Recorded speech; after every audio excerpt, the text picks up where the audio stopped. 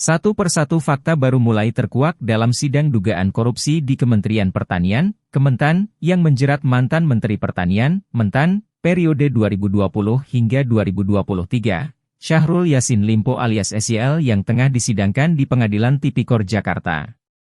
Jika sebelumnya, Sekretaris Badan Karantina Kementan Wisnu Haryana saat bersaksi di Pengadilan Tindak Pidana Korupsi Jakarta, Senin, 20 Mei 2024, mengungkapkan bahwa SYL menitipkan penyanyi dangdut Nayunda Nabila sebagai honorer di Kementan dengan gaji 4,3 juta rupiah per bulan, namun hanya 2 kali masuk kerja.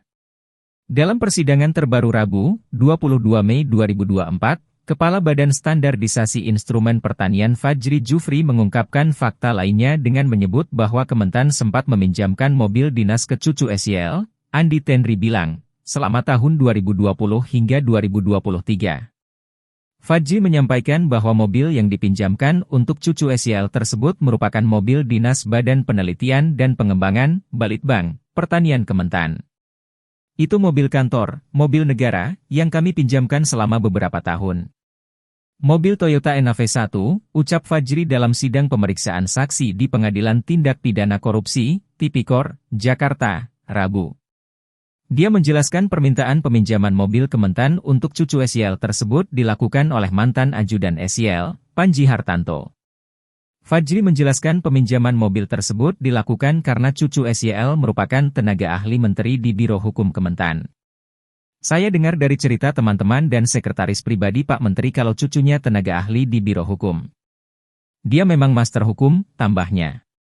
Selain itu, Fajri Jufri juga menyebutkan bahwa para pejabat di Kementan sempat melakukan patungan dana untuk memenuhi permintaan pemberian tunjangan hari raya, THR, untuk SYL dan staf 50 juta rupiah.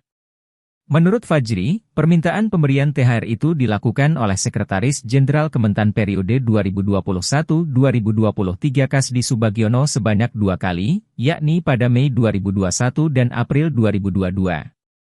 THR ini untuk Pak Menteri, ajudan, sopir, satpam, petugas rumah tangga, dan sebagainya. Masing-masing kami bagi, ungkap Fajri.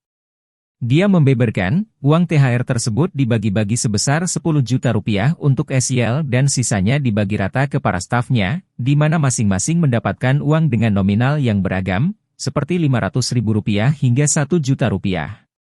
Fajri menjelaskan sumber uang untuk patungan pemberian THR SYL beserta staf berasal dari penyisihan dana perjalanan dinas para pejabat, dana pemeliharaan kantor, bensin dan renovasi, hingga dana perjalanan dinas fiktif.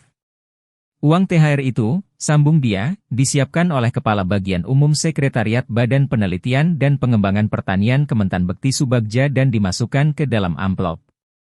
Lalu baru setelah itu diberikan ke yang bersangkutan secara langsung untuk stafnya. Kalau untuk Pak Menteri diserahkan ke ajudannya, ucap dia.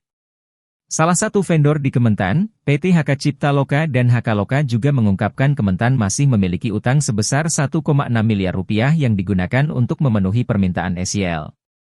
Per hari ini itu sisanya sekitar 1,6 miliar rupiah lagi yang belum selesai kepada kami, ucap Direktur PT HK Cipta Loka dan HK Loka Hendra Putra saat menjadi saksi di sidang pemeriksaan kasus pemerasan dan gratifikasi lingkungan Kementan di Pengadilan Tindak Pidana Korupsi, Tipikor, Jakarta, Rabu malam, 22 Mei 2024.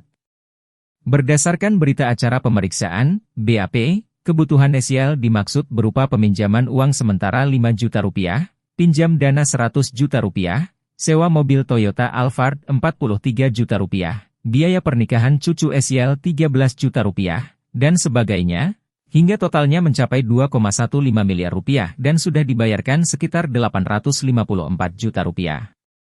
Hendra mengaku meminjamkan dana tersebut kepada mantan Subkoordinator Pemeliharaan Biro Umum dan Pengadaan Kementan Gempur Aditya lantaran merasa iba.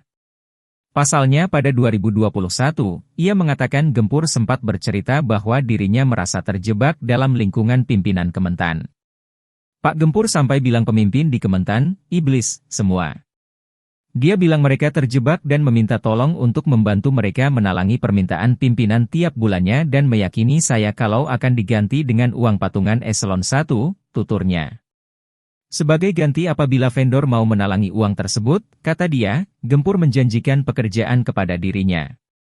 Selain itu, sambung dia, Gempur juga menjanjikan peminjaman dana tersebut tidak akan lama karena SYL akan terkena reshuffle kabinet.